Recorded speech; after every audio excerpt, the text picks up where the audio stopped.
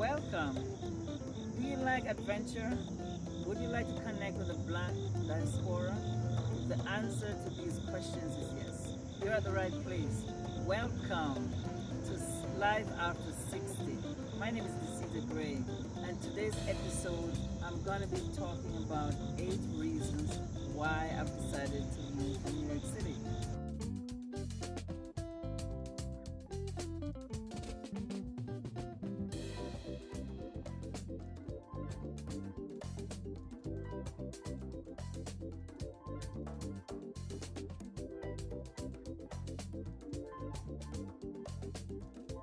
I've been living in New York City for more than 40 years. I've always wanted to move. I've chosen Gambia because it's time for me to have a new change. I moved here when I was 19 years old, and I find that my community has changed in New York. It's not as quiet as it used to be. It's not as peaceful as it used to be. In fact, I feel like I'm living in an occupied community because I get downstairs, the officer's car is always there, several officers are always patrolling, and it makes me very nervous. It creates anxiety, and I really feel like it's time for me to live my best life somewhere else.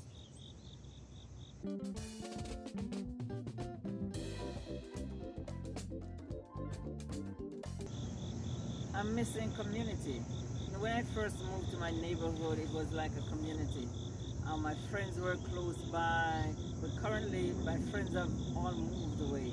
It's very hard to see friends, and with COVID, it made it very more difficult because you're constantly locked up in your apartment, and you begin to feel depressed.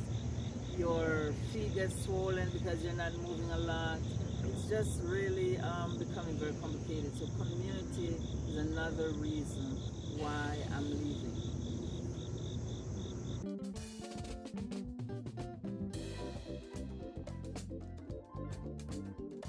Last summer, George Floyd's murder pushed me to the edge. It became very difficult to sleep at night. In Harlem, fireworks was going on all through the night. People were always demonstrating. I actually went to a few demonstrations, and then I started realizing that not much has changed since they kidnapped Africans and brought them here to the West. It was very, very difficult. Every other week, an African American was being murdered, and it became difficult. I couldn't watch the news.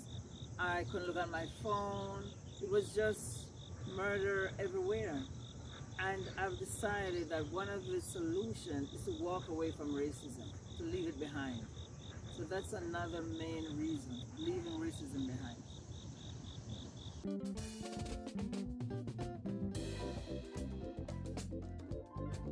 My community feels like an occupied community. A lot of times you get downstairs, there's a police car parked right by the building. There are several others driving around. In fact, one day I was sitting in my car in front of my building, and the officer came to ask me, what am I doing here? So I felt like a stranger in my own community. And this creates tension, it creates anxiety, and it creates distrust. So that's another reason why I feel like I have to be somewhere where breathing while black is okay.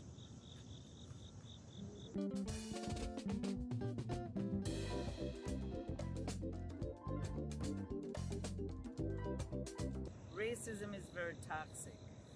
Racism makes you get high blood pressure, it makes you get diabetes, it creates anxiety, it creates fear, and it really can create psychosis, where your mind actually makes your body sick because of the environment that you're in and the system that you're in. So this is another reason why at this stage I have to leave New York.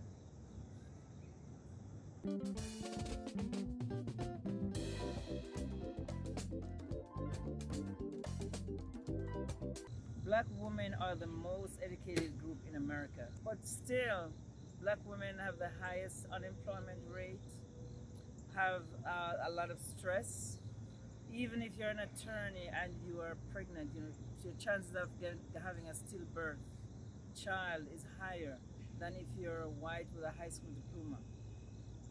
There are so many rules that if you're trying to make progress, there are always blockage. Once you learn the rules, they change the game. So it becomes very frustrating. So that is one of the other reasons why I'm leaving New York.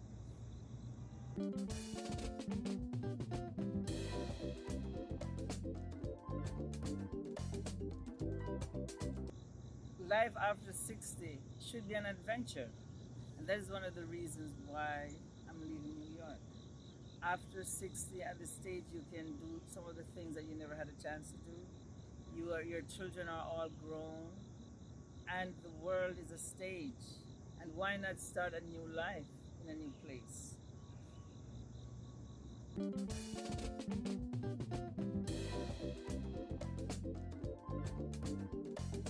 The first Africans were brought to Jamaica in the early 1500s.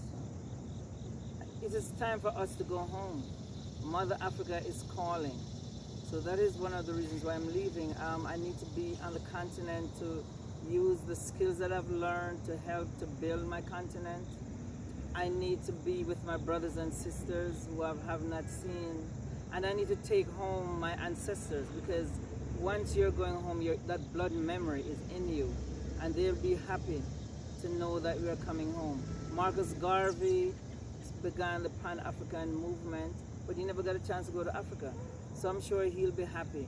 And all the others, Kojo, Nani, and all these freedom fighters that were in Jamaica and the different parts of the West, I'm sure they'll be happy. So I am also happy that I'm able to make that trip, because when you speak to diasporans, they're always sounding like a motherless child. They sing about Africa, they maintain the African culture, they dance African, they cook. And so we really need to go home, and I'm glad I have this opportunity to make it home to the motherland. And whoever is watching, you need to have a trip. Come to the motherland, because 60 is the new 40. So why don't you start an adventure today? Please subscribe, like, and share, and send us a comment to let us know if you're thinking about leaving your city or your town or your state or your country.